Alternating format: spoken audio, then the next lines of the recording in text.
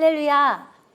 오늘은 빌립보서 4장 11절과 13절 말씀을 가지고 감사하는 인생이라는 제목으로 하나님의 말씀을 함께 나누기 원합니다. 빌립보서 4장 11절로 13절 말씀입니다. 내가 궁핍함으로 말하는 것이 아니니라. 어떠한 형편에든지 나는 자족하기를 배웠노니 나는 비천에 처할 줄도 알고 풍부에 처할 줄도 알아. 모든 일, 곧 배고픔과 풍부와 궁핍에도 처할 줄 아는 일체의 비결을 배웠노라. 내게 능력 주시는 자 안에서 내가 모든 것을 할 수 있느니라. 아멘. 여러분, 저와 여러분의 인생은 계속 발생하는 문제를 풀어야 하는 문제집처럼 느껴질 때가 있습니다. 하나의 쉬운 문제를 해결해도 또 다른 어려운 문제가 우리의 앞을 가로막고 있습니다. 그래서 철저하게 공부해 놓지 않으면 순간순간 탁탁 막히는 문제로 인해 많은 고민들을 하게 됩니다. 그런데 우리가 그 문제에 대해서 고민하는 이유가 무엇일까요? 그것은 잘 해보고자 하는 마음은 앞서지만 공부를 하지 않아서 나중에 점수가 잘 나오지 않을까 하는 두려움 때문은 아닐까요? 시험 문제를 풀 때에 시험 문제는 출제자가 내어준 범위의 한계를 벗어나지 않습니다. 그 기본적인 범위에서 배운 공식들을 가지고 잘 활용하기만 하면 다 풀 수 있는 문제들이 대부분입니다. 그래서 우리가 미리미리 공부해 놓으면 해결할 수 있습니다. 물론 응용했으니까 조금 고민하는 부분은 있겠지만 그래도 문제를 해결할 수 있습니다. 하나님께서 저와 여러분에게 시험 범위를 내어주시고 피할 길을 열어 놓으시는 시험을 주시는 이유와 동일한 것 같습니다. 바로 피할 길은 우리가 미리부터 공부를 해야만 하는 것입니다. 그러면 어떤 시험이 닥쳐와도 고민하는 부분은 있겠지만 다 공부했으니까 풀 수 있지 않을까요? 그러므로 이제는 시험을 즐기는 인생이 되었으면 좋겠습니다. 자신이 공부를 좀 하고 신앙생활해서 어떤 어려움도 극복할 수 있는 존재가 되면 좋겠습니다. 이 시험이 끝나서 내게 좋은 점수를 내면 시험 치는 순간에도 쉽게 치고 나중에는 좋은 점수로 인정을 받는 인생이 될 것입니다. 그러므로 먼저 우리는 우리의 삶에 만족할 수 있는 인생이 되어야만 합니다. 하나님께서 이미 저와 여러분에게 주신 것들이 너무나 많습니다. 가장 온전한 상태로 저와 여러분들에게 주실 것들을 풍성하게 허락하십니다. 그래서 우리가 잘 관리만 한다면 그 풍성함을 계속적으로 누릴 수 있도록 하실 것입니다. 그 관리하는 방법의 하나를 오늘 말씀을 통해서 한번 배워봤으면 좋겠어요. 빌립보서 4장 11절 말씀입니다. 내가 궁핍함으로 말하는 것이 아니니라. 어떠한 형편에 있든지 나는 자족하기를 배웠노니. 아멘. 세번역 성경으로 다시 한번 읽어드리겠습니다. 내가 궁핍에서 이렇게 말하는 것이 아닙니다.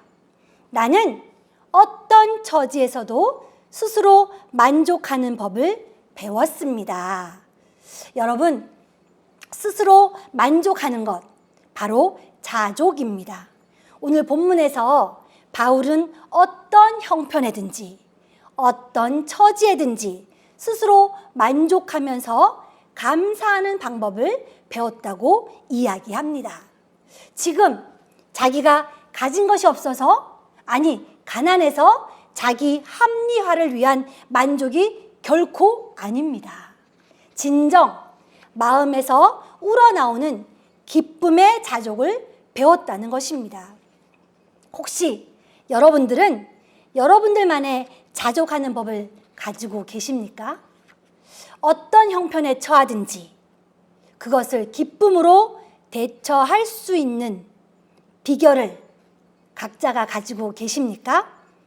우리가 가장 기본적으로 무슨 일이든 내가 하고자 하는 의욕을 가지고 기쁨으로 하지 않으면 일의 성과는 만족스럽게 달성되지 못한다는 것을 인식하셔야 합니다.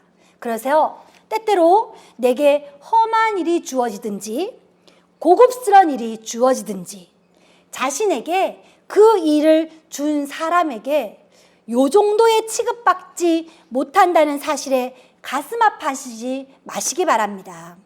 어떤 일이든 주어진 일에 감사하며 최선을 다해야겠다는 마음을 가지고 기쁨으로 모든 일을 감당하는 자족하는 법을 배우셔야만 합니다. 자신의 인생 속에 주어진 어떤 일이든 자족하면서 삶을 사는 영혼이 되면 하나님께서 그 영혼의 사는 방식에 대해서 기뻐하실 것입니다. 또한 하나님께서 늘 함께 하시는 인생으로 평생을 살아가게 될 것입니다. 이 세상을 살아가는 저와 여러분은 행복하게 살 권리가 있습니다. 이 권리는 어느 누구도 빼앗아 갈 수 없습니다.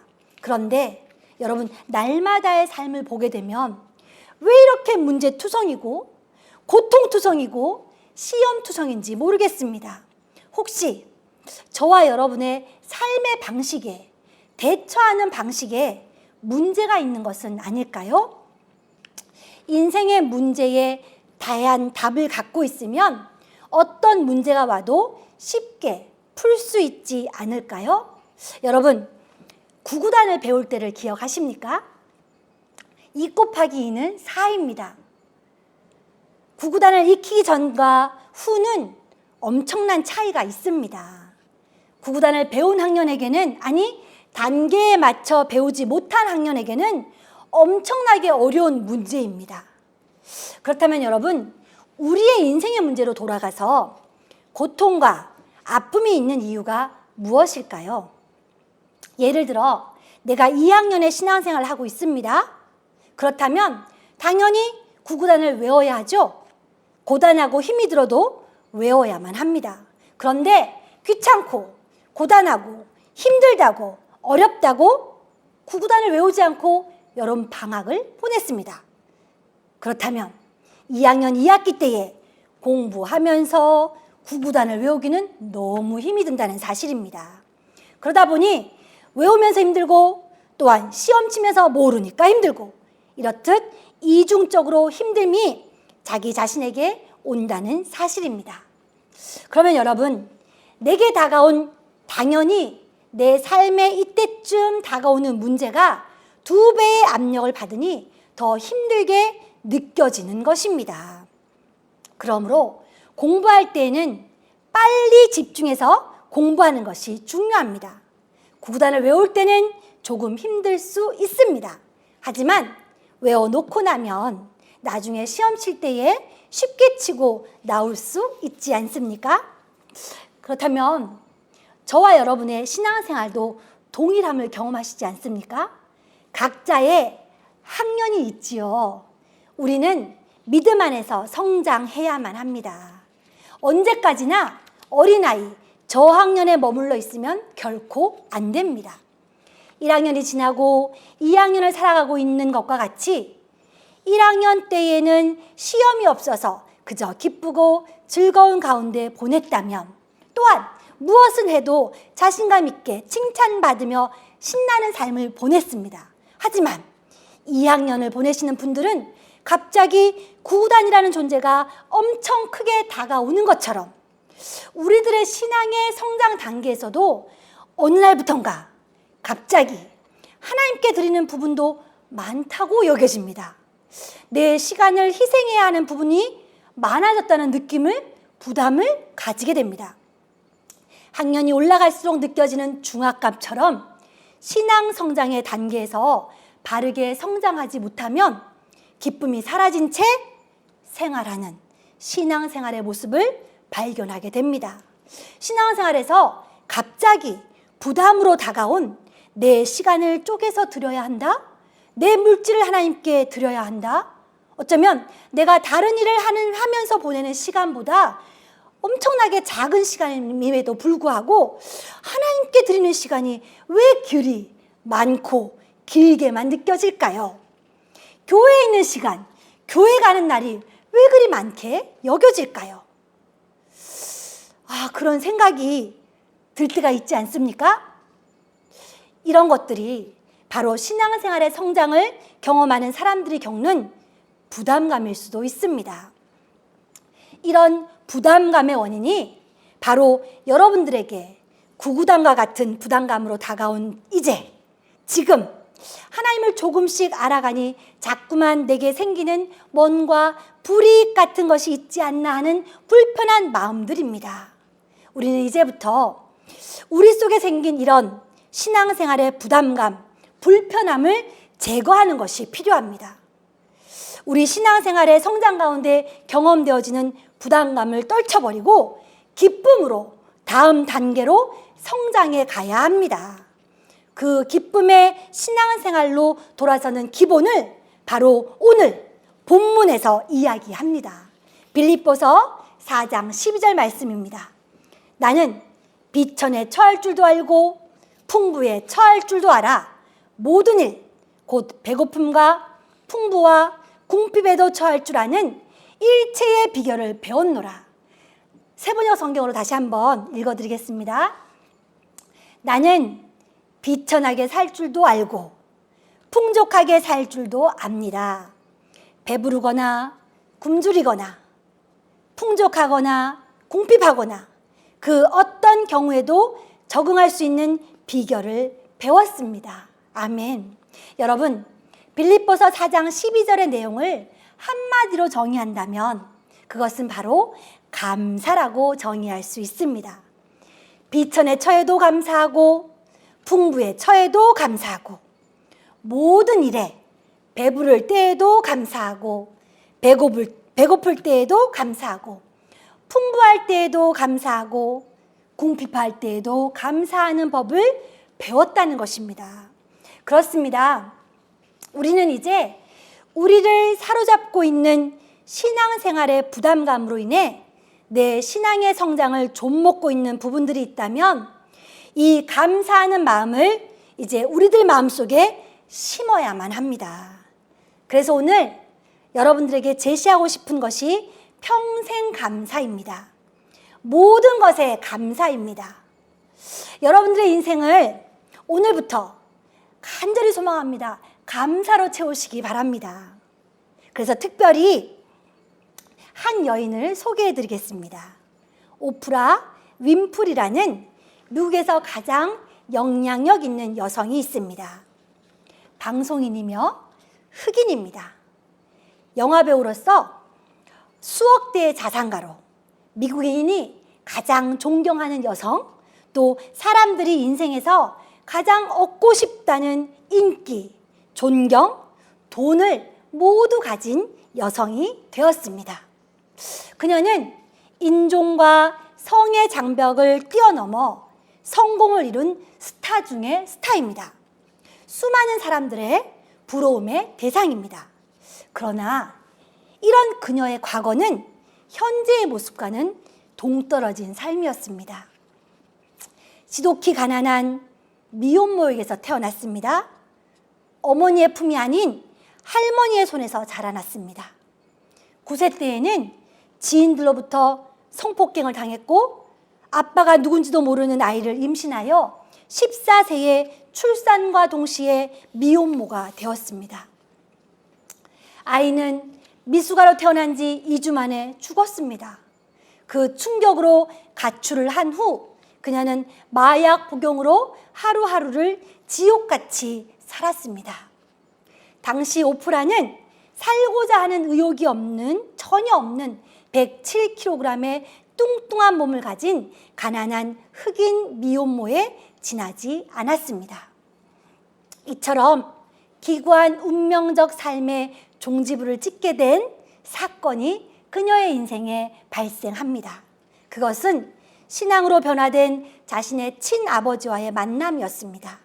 거듭난 아버지와 새 어머니는 딸 오프라 윈프리에게 새로운 세상을 보여주었습니다. 매주 책을 읽게 했고 성경을 읽고 암송하는 훈련도 시켰습니다. 독서는 그녀의 지적 호기심을 자극했으며 삶의 즐거움을 더해 주었습니다.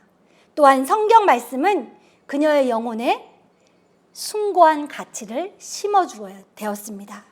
그렇게 성장하여 대학에도 진학하고 한 지방 방송국에 취직까지 하게 되었습니다. 흑인 최초로 뉴스 앵커로 발탁도 됩니다.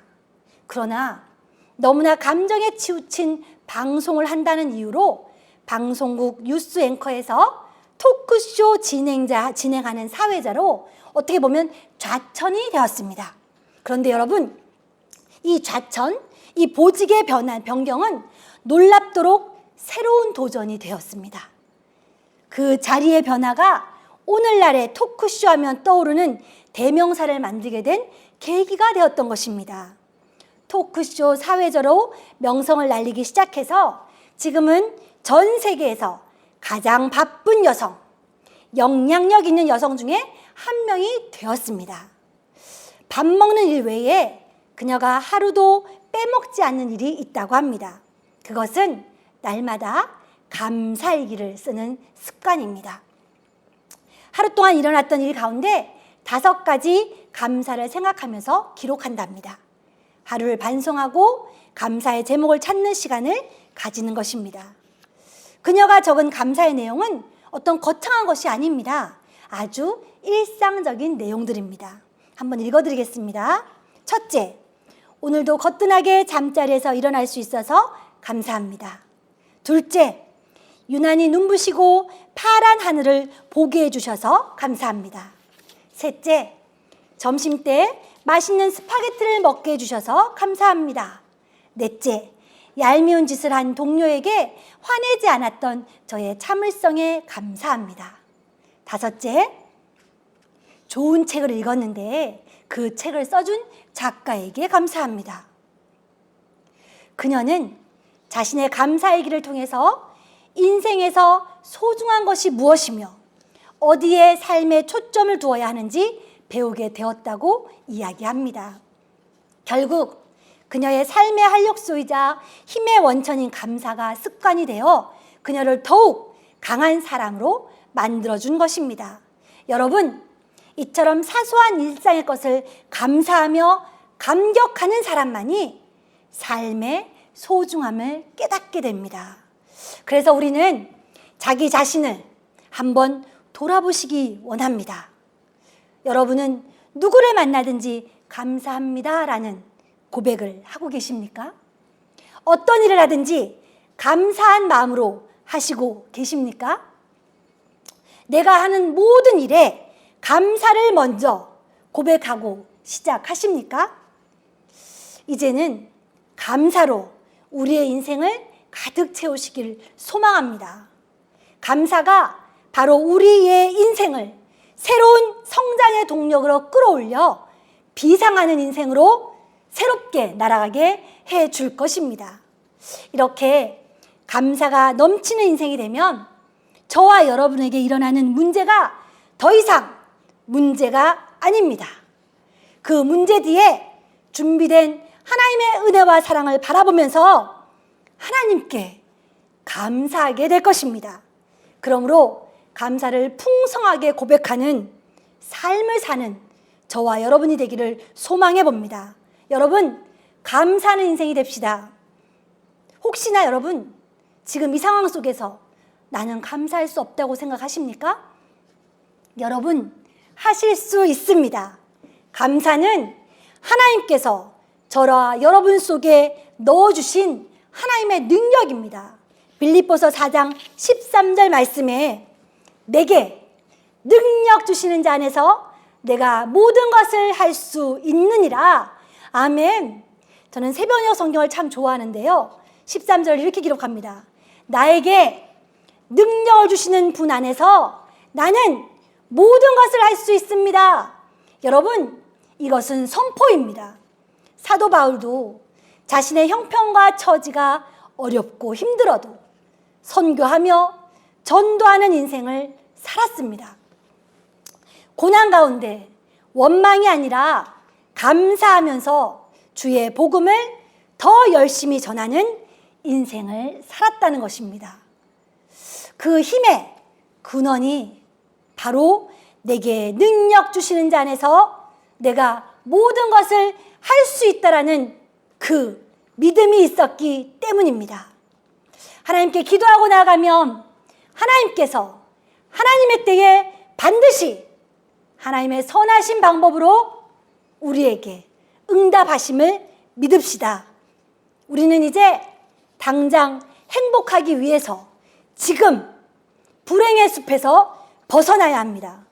평생 불행의 늪에서 헤매이다 죽기 직전까지 불행과 문제만 끌어안고 살다가 이 세상 끝내시는 인생이 되시겠습니까? 여러분, 저와 여러분은 오늘 선택하셔야 합니다. 우리는 내일 행복한 것이 중요한 것이 아닙니다. 지금을 살아가고 있습니다. 보장된 내일은 저 하늘나라밖에 없습니다. 그러기 위해서는 오늘을 만족하는 것이 중요합니다. 내게 무슨 일이 주어지든지 감사하십시오. 오늘부터 우리는 감사의 여행을 즐겨야만 합니다. 누구를 만나든지 감사합니다라고 인사하시기 바랍니다. 감사의 일기로 하루를 반성하는 시간을 가지시기를 소망해 봅니다. 우리가 감사하더라도 그것이 하나님의 마음에 합당한 감사를 올려드리시기 바랍니다. 하나님의 마음에 합당한 감사를 올려드리는 삶, 하나님이 우리에게 요구하시는 대로 사는 삶을 통해서 먼저는 내게 주어진 모든 일에 대해서 감사하십시오. 자족하는 삶을 사는 것이 필요합니다. 우리의 삶이 감사 고백으로 채워지게 되면 우리 삶의 모든 문제도 하나님의 은혜로 변화될 줄 믿습니다. 감사하는 인생, 저와 여러분의 평생 고백이 되시기를 예수님의 이름으로 간절히 소망합니다. 이 시간 함께 기도하기 원합니다. 하나님, 우리는 오늘을 살아갑니다. 우리에게 주어진 오늘 하루 속에서 하나님의 사랑과 은혜에 감사하며 기뻐하며 하나님이 원하시고 기뻐하시고 온전하신 뜻이 무엇인지 분별하여 하나님의 기쁨 되는 삶, 감사하는 삶으로 오늘을 채우게 하여 주시옵소서. 살아계신 하나님이 바로 우리의 하나님인 것을 믿습니다. 하나님께서 도우시고 하나님이 우리를 이끌어 가심을 믿고 날마다 고백하는 그 순간마다 감사가 넘치게 하여 주시옵소서. 살아계신 하나님을 의지하며 기뻐하며 주님의 온전한 자로 오늘도 채워지게 하여 주시옵소서. 예수님의 이름으로 축복하며 기도합니다. 아멘.